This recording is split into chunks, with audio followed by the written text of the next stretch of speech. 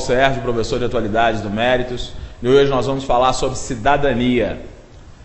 Gente, antes da gente começar a falar sobre cidadania, é fundamental que a gente tenha um conceito, e é um conceito muito complicado no Brasil.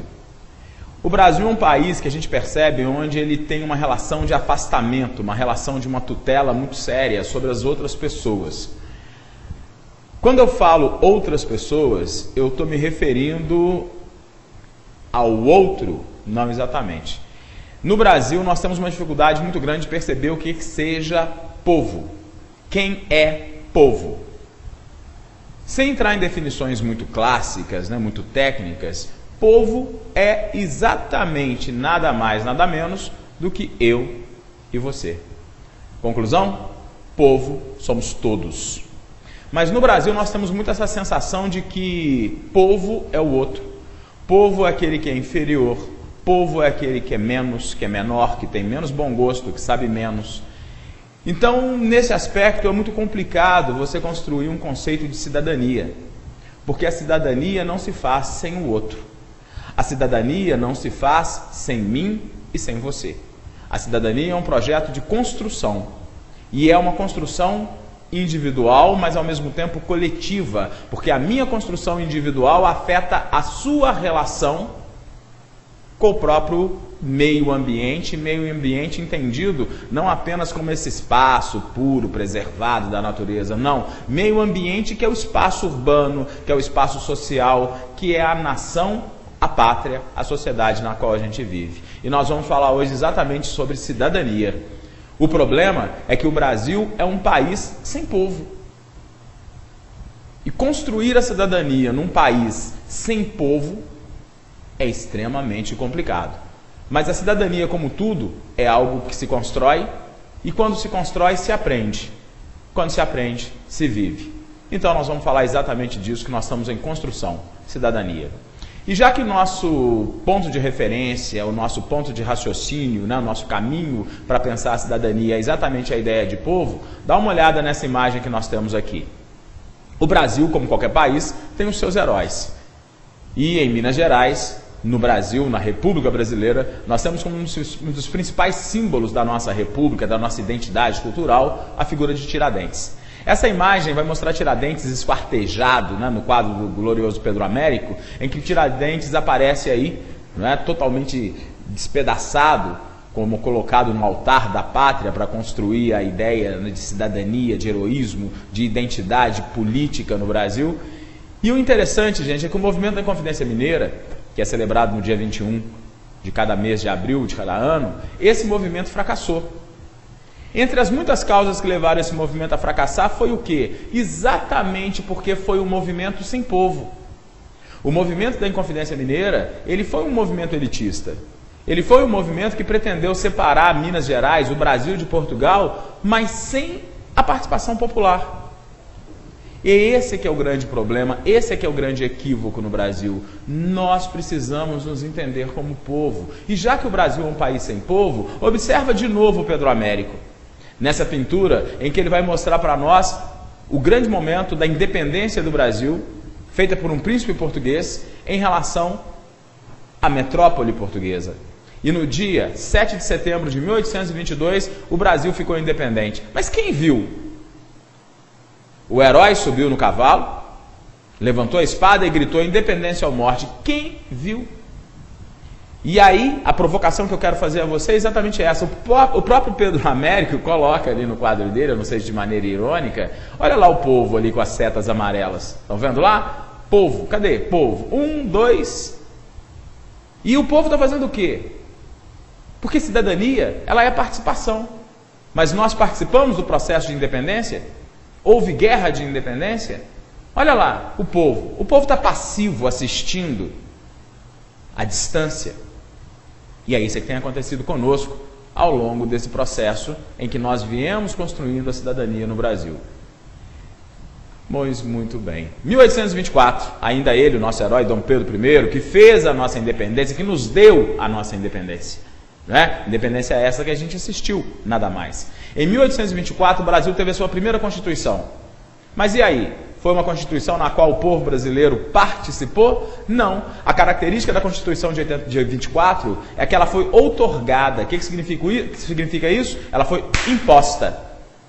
Ela foi colocada de cima para baixo. Não foi discutida, ela não é um projeto nacional. Ela não é um projeto... Então, de novo, é uma Constituição sem povo.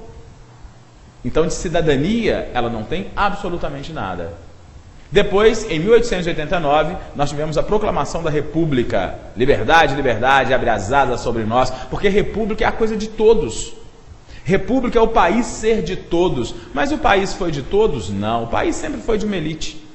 E o interessante, gente, é que nosso primeiro presidente na República, em 1889, o Marechal Deodoro da Fonseca, o que foi que ele fez?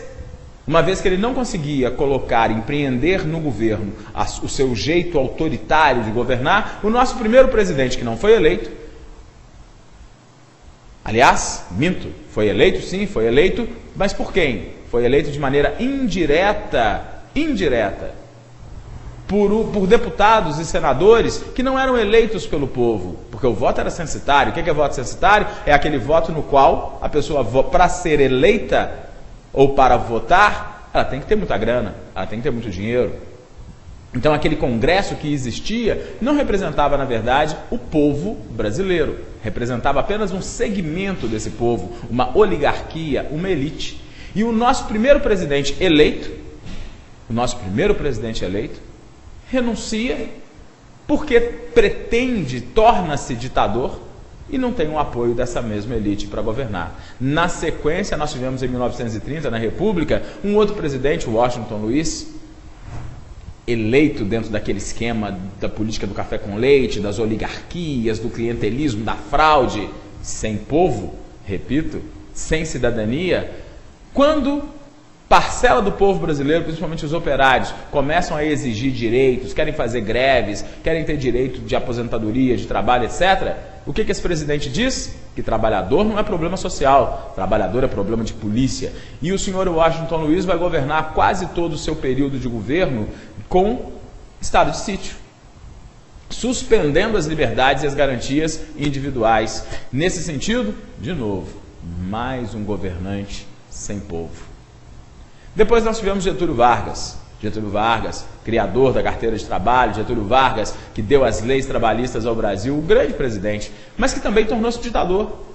Mas era um ditador paternalista, e mesmo durante o período em que não foi ditador, foi presidente, tinha essa visão do paternalismo. No paternalismo, gente, tem a tutela. A tutela não permite que você faça. Você é dirigido, você é levado, e quando você é dirigido e levado, você não é cidadão. A tutela, o paternalismo, ela nega a possibilidade da sua participação na medida em que ela te vê como uma pessoa menor, incapaz. Pois é, e lá vamos nós construindo um país com o povo à margem, na maioria dos fatos históricos que nós tivemos no Brasil. Nos anos 60, 70, nós tivemos a ditadura militar. Olha só essas imagens que interessantes aí, coletadas em capas da revista semanal, da revista Veja. Estão vendo lá, naquela capa mais em cima do lado dos helicópteros ali, nós temos o presidente, que foi o presidente Costa e Silva, está ali sentado dentro do Congresso Nacional, uma foto bastante emblemática, porque é o momento do ato institucional número 5, em que o Congresso Nacional é fechado. E está ali o presidente dentro do Congresso Nacional. Quer dizer, se o Congresso, nesse momento, é eleito pelo povo e o presidente fecha o Congresso Nacional, o que isso significa? Mais um governante sem povo. Mais um longo período da história do Brasil em que a cidadania vai ser sufocada, massacrada. E o que é cidadania, então? Não é possível que não ficou claro para você ainda. Cidadania é exatamente a participação popular, é o exercício da democracia, é a plenitude da democracia através da sua ação, da minha ação. E essa ação se faz de maneira firme, cotidiana, presente, construtivamente construída. E nós podemos observar que em diversos momentos da história brasileira, essa possibilidade de nós participarmos da vida política, da vida social, plenamente da vida brasileira, ela nos foi negada, ela nos foi tirada. O nosso aprendizado, ele é recente. Bom, vamos continuar na nossa trajetória para a gente poder chegar a bom termo. Então, nos anos 60, 70, nós temos essa relação do Estado brasileiro com o seu povo, que somos nós. Até esse momento, o povo brasileiro tinha negado a ele a possibilidade de qualquer tipo de participação, mas havia sim quem participava. Havia aquelas pessoas, como hoje a eleita presidente Dilma Rousseff, como o hoje ex-presidente do Brasil, Luiz Inácio Lula da Silva, como o atual prefeito de Belo Horizonte, Márcio Lacerda, e outras tantas figuras espalhadas pelo território brasileiro, que naquele momento saíram da sua zona de conforto e lutaram contra a ditadura militar. Tentaram exercer a cidadania. Tentaram não, exerceram. Porque nem sempre o fato de você ter, nem sempre a cidadania, ela está ligada ao êxito. A cidadania está ligada à ação. E essa ação pode sim conduzir ao êxito. Ação nenhuma vai conduzir a absolutamente nada. E essas pessoas precisam ser respeitadas exatamente pelo seu passado, de naquele momento onde o exercício da cidadania era improvável, eles o exerceram, ainda que muita gente tenha dito que isso